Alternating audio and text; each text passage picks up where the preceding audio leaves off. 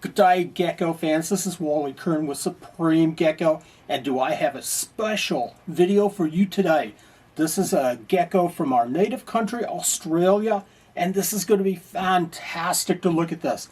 This is Heteronotia binoei, the spiky gecko, and you are in for a treat today. We're going to talk about the setup, we're going to talk about babies, we're going to talk about how to hatch the eggs. What a special video. Stay tuned.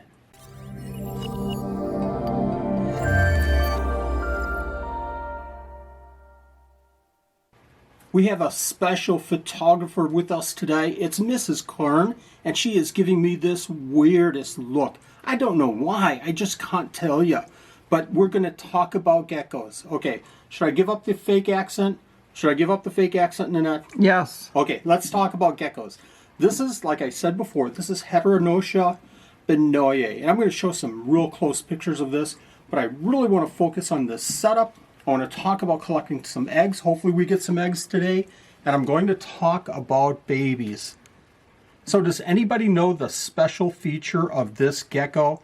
If you've said that they're parthenogenic, which means that you only need a female to breed these geckos. You don't need a male and a female, just a female will do to breed these geckos. Well, that's Heteronotia binoei. You just need one animal to breed them. Now, having said that, there's a special trick with this animal that will help you breed them even easier and get more eggs from them, and I'll tell you what that secret is, that trick, in just a minute. Let's take a look at the setup. This is a 10-gallon. I've pulled it off of our stand so we can take a little bit of a closer look at it. You can see a lot of hiding places, and I'm going to start unwinding all of these right now. Lots of flat rocks, lots of rocks. I've got a base of about a half of an inch or so of sand. We should be seeing these geckos pop up any minute now, but they like to hide in these flower pots, and I just love, love, love these flower pots. Over the enclosure, I have a screen top, and I have a UVB light and another light, and on the bottom I have FluxWatt for heat, and I also have a misting system in this enclosure. It runs for about 10 or 15 seconds every night. Let's keep looking here. I'm going to take out a couple more rocks, and I'm always careful with these rocks because I don't want them to fall on the geckos. But I also have a water dish, and I have a food dish as well.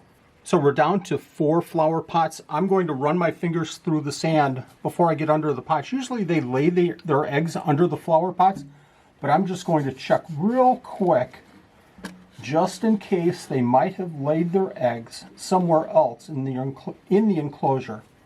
And what I'm doing right now is being very gentle, going through the sand here. And I see nothing whatsoever. So let's go ahead and start taking a look under some of these pots.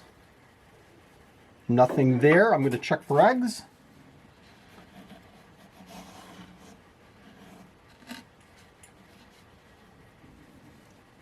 No eggs. Let's take a look under this one, and there's our first gecko. Isn't that cool? These geckos are pretty fast, but they can't climb, so I'm pretty safe here. Let's see if he'll move out, or she'll move out of the way. I'm going to check under her pot here.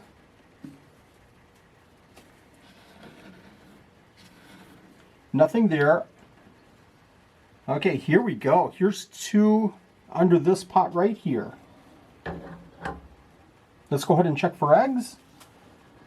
They'll run a little bit on me. See, they're fast, but not terribly fast.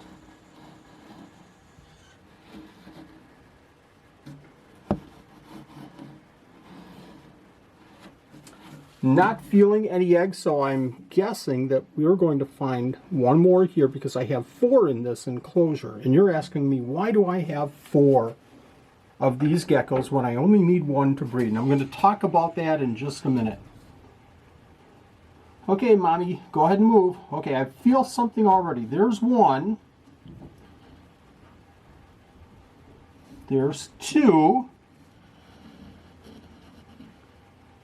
And I'm being very gentle here. Here's 3. 4.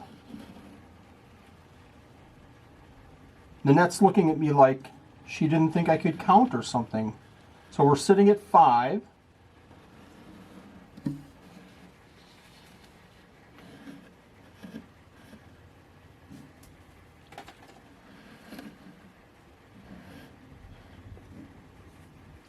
And I believe that's it. So we had 5 eggs in this enclosure, and they're running all over the eggs. So what I'm going to do right away is I'm going to grab a bottle cap. I have some Supreme Hatch material or the clay high-fired material in here. And I'm going to put my eggs right on top of that.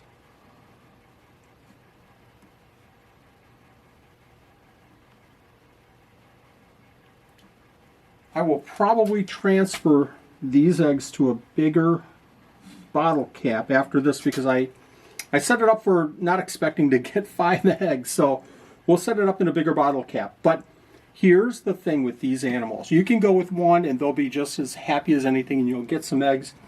But the more you get, the more you work with the Heteronotia binoei, the more eggs you're going to get, obviously, but the more they feel comfortable together. It's just like mourning geckos. The more you have, the better your odds of getting babies. I think I'm scaring these quite a bit here, shaking my hands around, but they just have that comfort level. And in fact, it's a known fact that they'll actually herd and help each other hunt in the wild.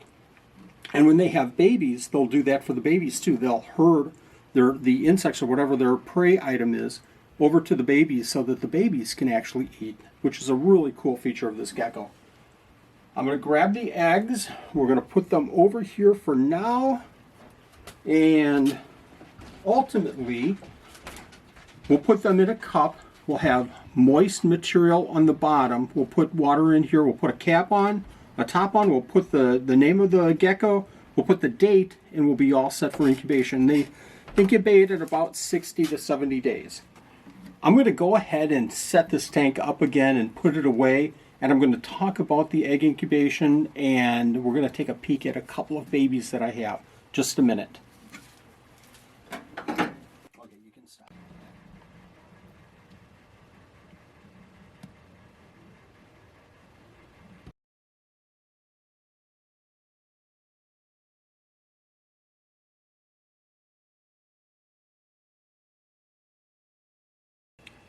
Here's how I have the spiky geckos set up. It's just a real simple setup here. This is an egg carton, a small piece of an egg carton.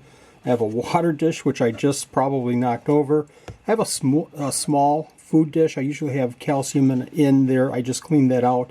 I'll have to put some more in there. And then let's see if we can see some babies in here. And again, these won't climb, but they are pretty quick. I think these are just gorgeous, gorgeous animals.